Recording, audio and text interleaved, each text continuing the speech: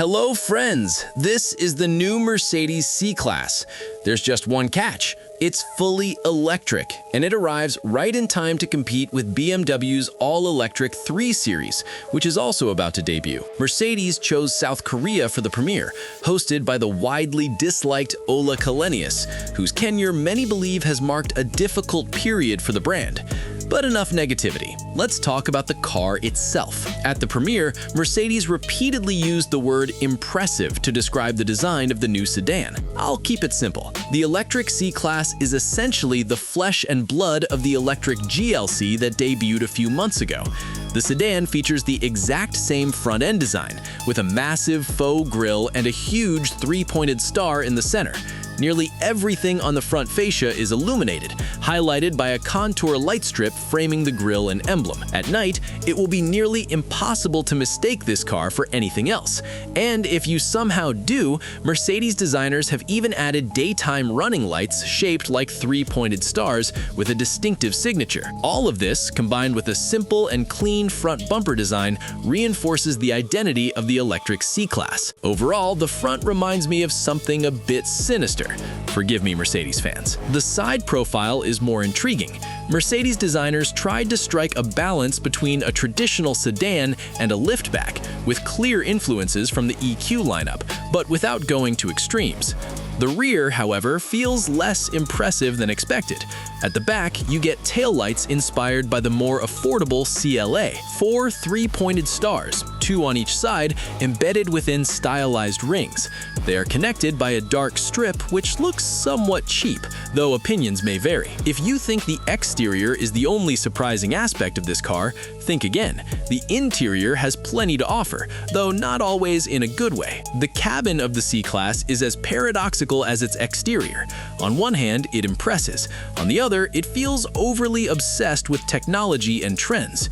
The electric C-Class adopts the same interior layout as the GLC, which means everything revolves around the massive hyperscreen occupying a significant portion of the dashboard.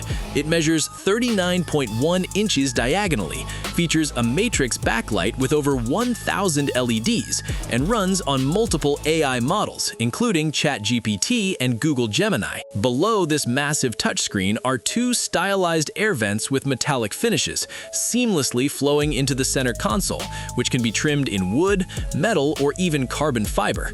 The steering wheel is the latest design, available in both standard and AMG versions, with various material options, like leather and metal. The cabin itself can be upholstered in genuine leather, but only as a paid option. In the base version, you get fabric and artificial leather. Interestingly, the much-praised hyperscreen is not standard equipment. Instead, you get the super screen. Visually, they look quite similar, but the super screen has larger gaps between the individual displays, which doesn't look as refined. Overall, with the right options, the interior can look quite impressive, which is important given the segment this sedan competes in. Now, let's talk about the technical side, though unfortunately, Mercedes hasn't revealed everything yet. The electric C-Class is built on a new electric architecture with an extended wheelbase of 2,962 millimeters, 97 millimeters longer than the previous gasoline C-Class. This directly affects the layout. More space is allocated to rear passengers, and thanks to the absence of an internal combustion engine, there is a front trunk with a capacity of 101 liters. The rear trunk offers 470 liters. As expected, the car is powered by electric motors. Mercedes uses permanently excited synchronous motors on both the front and rear axles, a relatively rare configuration. The rear motor also integrates a 2-speed transmission. While not a new concept, it's uncommon in this class. The first gear, with a ratio of 11:1, is designed for strong acceleration, low-speed torque, and city efficiency. The second gear, with a ratio of 5:1, is optimized for high-speed cruising, reducing energy consumption on the highway. This approach helps achieve a rare balance between performance and range. Mercedes claims an impressive WLTP range of up to 762 kilometers, though this still needs verification. Aerodynamic efficiency is also notable, with a drag coefficient of just 0.22. However, Mercedes hasn't clarified which exact version achieves this range. So far, the company has only revealed specs for the top version, the fully equipped C400 with dual motors and outputs of 490 horsepower. Acceleration from 0 to 100 kilometers per hour takes 4 seconds, which is frankly not particularly impressive. However, Mercedes insists that efficiency is the key, not acceleration, while conveniently not disclosing the vehicle's weight. Instead, they highlight another figure, a claimed battery-to-wheel efficiency of 93% under ideal conditions, which are rarely achieved in real life. This version is equipped with a 94 kilowatt-hour battery and uses an 800-volt architecture. This allows for charging at up to 330 kilowatts, enabling the car to gain enough energy for 325 kilometers of range in just 10 minutes.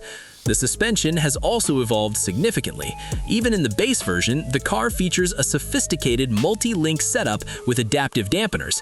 Optionally, you can get the Airmatic air suspension with intelligent control of stiffness and ride height. Completing the package is rear-wheel steering with a turning angle of up to 4.5 degrees. That's all Mercedes has revealed for now, but more details are expected later this year, closer to the official launch. For now, we wait for the real-world debut and, more importantly, a direct comparison with the upcoming electric BMW i3. It should be very interesting.